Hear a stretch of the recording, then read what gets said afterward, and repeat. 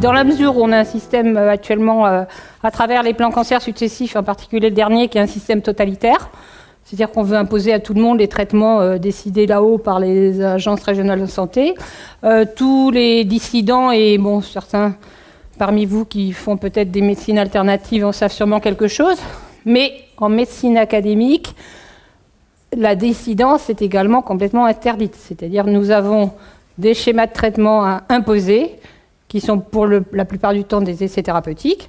Et si vous ne rentrez pas dans le système, vous faites exclure, puisque grâce au plan cancer, n'est-ce pas, dont on a fait tant de publicité, ce sont les agences régionales de santé qui autorisent les établissements à exercer le traitement du cancer.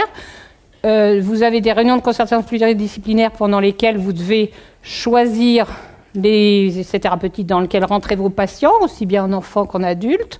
Et il est évident que comme il y a un ensemble de cancérologues, s'il y en a 2-3 qui veulent résister au système, ils se font vite exclure parce qu'ils seront les moutons noirs qui feront que l'établissement ne sera plus accrédité pour le traitement du cancer. Donc il faut une prise de conscience large des médecins, mais aussi des citoyens pour réverser, si j'ose dire, pour employer l'expression de tout à l'heure, ce système qui est une catastrophe en cancérologie. Et comme vous savez probablement, la loi de santé 2015, dont je ne parlerai pas ici, mais une catastrophe absolue, que quand même un certain nombre de médecins ont réussi à démasquer. Mais là aussi, si on n'a pas l'ensemble des citoyens pour dire cette loi 2015 ne doit pas passer parce qu'il y a eu Garches en été 2014, mais il y aura 1000 Garches ou plus si on laisse passer cette loi 2015, il faut absolument que les citoyens prennent conscience de tout ça. Donc là, je vais uniquement parler d'un sujet parmi les autres qui va vous montrer à quel point, vous le savez sûrement pour un certain nombre, nous sommes dans un drame mercantile. Pourquoi ils font tout ça, parce que le plan cancer est au service du capitalisme financier. On est en système totalitaire, type soviétique ou chinois, et puis par ailleurs, c'est au service du capitalisme financier. Tout simplement. Il n'y a pas de...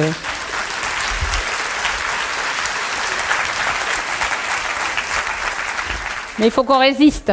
Alors pourquoi c'est une imposture? Parce qu'on nous a présenté les plans cancer successivement, en 98, 2000, etc. Le fléau qui allait nous emporter tous. Le fléau qui nous emporte quasiment autant. Et là aussi, vous le savez sûrement, mais l'industrie pharmaceutique est la 3e cause de décès dans les pays dits civilisés après le cancer et les causes cardiovasculaires. Il y a un super bouquin, là, je vous montrerai tout à l'heure, où c'est parfaitement démontré. Donc il faut que, effectivement, quand on est médecin, clinicien, on soigne les malades, mais pour les soigner et non pas pour les tuer avec nos médicaments. Il ne faut pas que nos médicaments soient plus ou aussi toxiques ou plus toxiques que la maladie qu'on veut soigner. Malheureusement, l'industrie pharmaceutique, c'est pas son problème. Son problème, c'est évidemment de vendre. Alors, on vous a fait croire qu'il y avait un fléau dans les années 98, là, qu'il fallait absolument faire des plans cancer. Et je voudrais quand même dire que, bien que tout ne soit pas merveilleux, dans les années 85-90, on guérissait 75 à 80% des enfants atteints de cancer. J'ai mis 75%, comme ça tout le monde est d'accord, c'est le chiffre le plus bas. C'était plutôt 85% à 5 ans et 75% à 10 ans. Donc on avait des résultats, avec des traitements associés, radiothérapie, chirurgie. On avait appris à faire de la chirurgie monobloc extratumorale d'excellente qualité, améliorée aussi par les scanners, les IRM.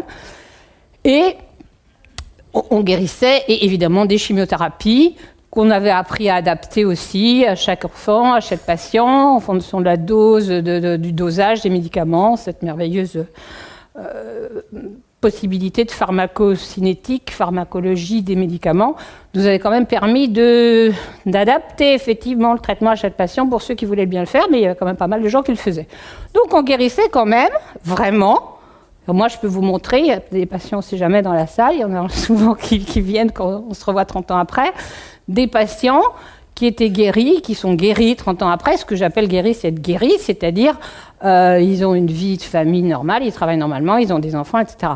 Donc c'était vrai ces guérisons, c'était pas on me dit ah je te guéris. Si, c'est pas vrai.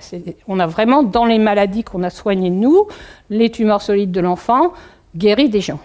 Bon, chez l'adulte, c'était 50%, alors là aussi 50-55%, voilà. Et tout ça, bon, c'était bien, mais l'industrie pharmaceutique faisait plus assez de bénéfices, ça stagnait, il n'y avait pas de molécules innovantes, etc. Et puis parallèlement, on avait identifié le génome et on allait faire des miracles, on allait tout guérir. Il y a une rencontre, ils commencent à se rendre compte, même ceux qui prônent tout ça.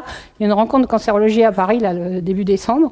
Ils appellent ça, il faut quand même qu'on discute du vertige. Ouais, il y a un vertige, effectivement, mais surtout vertige de leur bénéfice en bourse. Donc, bah ouais, oui, bon. Donc les molécules classiques innovantes étaient rares. Alors on avait inventé la notion de la copie, vous savez, le MeToo, là. Alors d'une petite drogue, on faisait une prime et puis comme ça on la mettait, au lieu de 10 €, on la mettait à 1000 €. Mais enfin c'était quand même un petit peu ennuyeux quand même, fallait trouver autre chose. Alors ils ont inventé de dire et de faire croire à tous les gens qui ne sont pas dedans, quoi, en fait, d'abord que ça ne guérissait pas et qu'on n'avait rien pour guérir, que c'était vraiment une vraie catastrophe, et qu'il fallait passer à des traitements personnalisés. Bon, on était d'accord.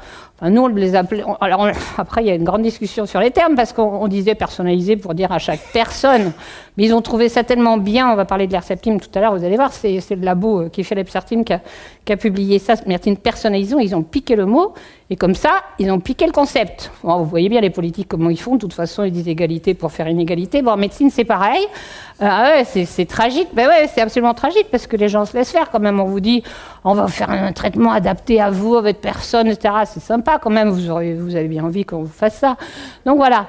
Et alors, mais alors, ils sont quand même terribles, parce qu'évidemment, se traiter 2000 enfants atteints de cancer, c'est 2000 enfants atteints de cancer, c'est pour ça qu'il faut quand même pas qu'il y en ait un qui échappe à un essai thérapeutique, parce que ça fait pas beaucoup, disent-ils.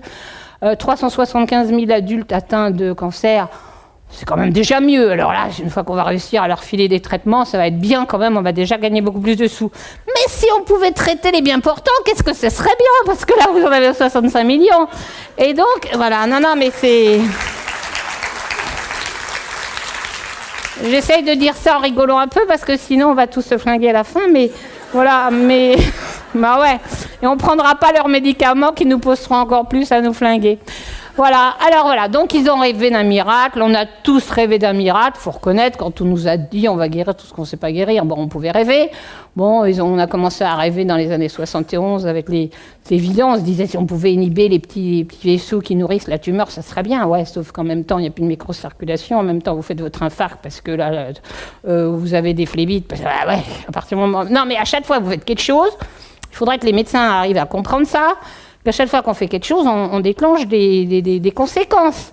Et que ces conséquences devraient obligatoirement être pesées, vraiment pesées par les gens, par les patients, mais faudrait-il qu'ils soient informés, et puis même par les médecins, faudrait-il qu'ils soient informés aussi, et pas désinformés, avant de dire « Ah, on va vous filer ça, vous allez voir, ça va être très bien. » Et crac, 6 mois après, il est mort parce qu'il a fait un infarct. « Oh, on l'a trouvé mort dans son lit. » Bah ouais, on l'a trouvé mort dans son lit.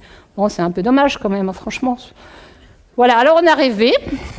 Donc pharmacogénomie, je vais passer vite là-dessus parce que vous savez sûrement tous tout ça. Bon, on a trouvé des gènes, alors on a les toucher au pied. Alors quand même, c'est quand même le miracle. Déjà, les médecins en soi, bon, hein, on rêve d'être Dieu quand même. Hein, mais bon, comme dirait l'autre, la différence avec Dieu, c'est qu'il ne se prend pas pour un génie, mais en médecine. Mais bon, ouais. Et donc on s'est dit, on va faire. Alors ça a quand même été bien parce que on a isolé les gènes, on a isolé les petites mutations, on a isolé des tas de trucs, et puis on s'est dit, ah bah si on envoie un petit médicament qui vient juste à cet endroit-là, je te fusille et je vais guérir le cancer. Comment pouvait-il y croire? Alors je ne sais pas s'ils y croyaient ou pas d'ailleurs, honnêtement je ne sais pas, il y en a sûrement un certain nombre qui y ont cru, puis il y en a d'autres qui se sont vite enfilés dans la brèche, parce que moi je suis tel médecin, je trouve dans mon labo telle petite mutation et j'ouvre ma start-up, bon ça marchera peut-être pas, mais entre-temps je vais faire fortune. Alors il y a eu beaucoup de start-up qui ont été ouvertes comme ça, mais il n'y en a pas beaucoup qui ont fait fortune, mais enfin il y en a quelques-unes qui effectivement, voilà. Alors en plus, il y avait double moyen de faire fortune, il y avait mettre le médicament au point, mais il y avait aussi mettre le test génétique au point. Parce que du coup, on va dire, ah bah oui, mais pour vous traiter avec tel médicament, il faut regarder si vous avez la mutation. Alors là, c'est mieux que le loto, hein, tout ça, parce que vous regardez, bah ouais, parce que là, vous gagnez à tous les coups. Donc vous avez plein de labos qui se sont mis, enfin avec vos sous quand même, hein, parce que c'est quand même les cotisations sociales qui payent tout ça, soit directement en payant les plateformes qui sont dans les différents hôpitaux par nos cotisations sociales, soit en plus par les dotations du plan cancer. Mais enfin, qui donne des sous au plan cancer si ce n'est quand même vos cotisations sociales? Donc, vous payez 2 fois, comme dirait l'autre. Donc, il faut quand même être simple. Non, mais c'est quand même au point de vue financier, ils sont pas mauvais, faut reconnaître. Donc, faut reconnaître aux gens leur qualité quand même.